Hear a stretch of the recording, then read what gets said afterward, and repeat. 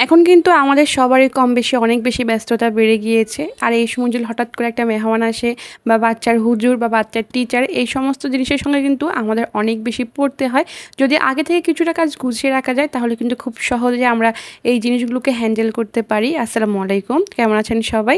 আশা করছি সবাই অনেক অনেক ভালো আছেন। আমি আলহামদুলিল্লাহ ভালো। এই তো আজকে ছোট্ট একটা ভিডিও নিয়ে এসেছি, আজকে কোনো ব্লগ ভিডিও নিয়ে আসি নাই। তো আমি অনেক দিন ধরে আমার বাসায় অনেকগুলো নারিকেল ছিল, তো চিন্তা করছিলাম যে আমি পুলে পিঠা বানাবো। এখানে আমি সামান্য তেল দিয়ে দিয়েছি, আপনারা চাইলে কিন্তু ঘিও দিতে পারেন। তার সঙ্গে কিছু গরম মশলা দিয়ে দিয়েছি, যেমন একটা ডালচিনি আর দুইটা এলাচ দিয়েছি। তারপর আমার ফ্রিজে যে নারকেল ছিল সেখান থেকে অর্ধেকটা নারকেল দিয়েছি। আমার কাছে কিন্তু এখনও অনেকগুলো নারকেল আছে। আর এখানে আমার কাছে কিছু খেজুরের গুড় ছিল, সেগুলোও দিয়ে দিলাম। আর আমি এখানে চিনিও অ্যাড করবো মিষ্টির জন্য, খেজুর একটু কিছু কম হয়ে যাবে। তো আমি না অনেক সময় দেখা যায় অনেক কিছু বানিয়ে ফ্রিজে রেখে দিই যখন সময় পাই। এই ভিডিওটা ছিল আমার তখনকার, যখন আমাদের পুরো দেশে কোনো ধরনের ডাটা কানেকশন ছিল না। আমরা কিন্তু অনেকটা সময় আমাদের ফোনের পিছনে ব্যয় করে ফেলি। তো আমার কাছে মনে হচ্ছিলো যে এখন যেহেতু বাসায় কাজ নেই আর তোহার আব্বুর অফিসও বন্ধ ছিল, তো এই কাজটা করে রাখা যাক, কিছু ফ্রোজেন আইটেম বানিয়ে রাখা যাক। তখনই আমি আস্তে আস্তে এই কাজগুলো করেছি। ও আচ্ছা, ভালো কথা, আমি কিন্তু নারকেলটাকে একটু সময় নিয়ে ভাজা ভাজা করেছি, যতক্ষণ পর্যন্ত না এখানে গোল্ডেন কালার চলে আসে। আর নারিকেলের যে এক্সট্রা পানি আছে সেটা যতক্ষণ পর্যন্ত না শুকিয়ে যায় আর কি। যদি পানি থাকে না, যখন আপনি পুলি পিঠা বানাবেন তখন কিন্তু পুলি পিঠাটা ভিজে ভিজে উঠবে। আর এটা যখন ভিজে উঠবে তখন কিন্তু অটোমেটিকভাবে পিঠাটা ছিঁড়ে যাবে। কেন জানি আমার মুখের মধ্যে বারবার কথা বেজে যায়, আমি জানি না।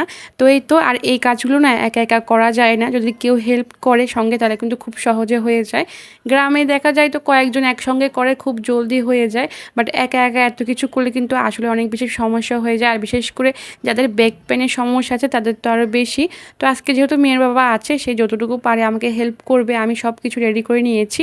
এখন সে ছোট ছোট করে আমাকে রুটি বেলে দিবে, আমিও একসঙ্গে অনেকগুলো বেলে নিয়েছি। ওই যে দূরে যে থালা আছে সেই থালায় কিন্তু দেখা যাচ্ছে।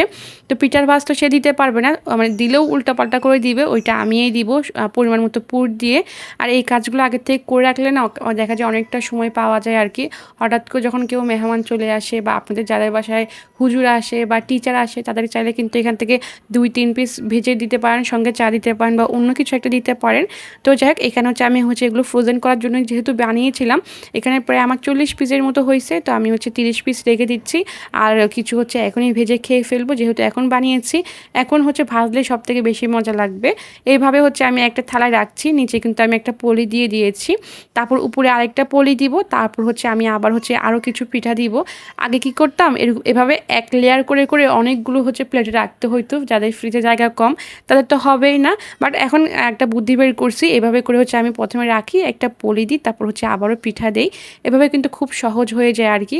এই যে আমার কিন্তু পিঠাগুলো রাখা শেষ। এখন আমি একেবারে ডিপ ফ্রিজে রেখে দিব 3-4 ঘন্টার জন্য।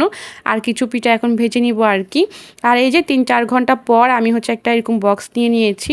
মূলত এই বক্সগুলোতে আমি আমার ফ্রোজেন খাবার দাবার যেমন সিঙ্গারা, সামোসা, পিঠা, রোল, এগুলো যখন বানাই ফ্রোজেন করি, এগুলোতে রাখি, তাহলে ফ্রিজে অনেক জায়গা হয় আর কি।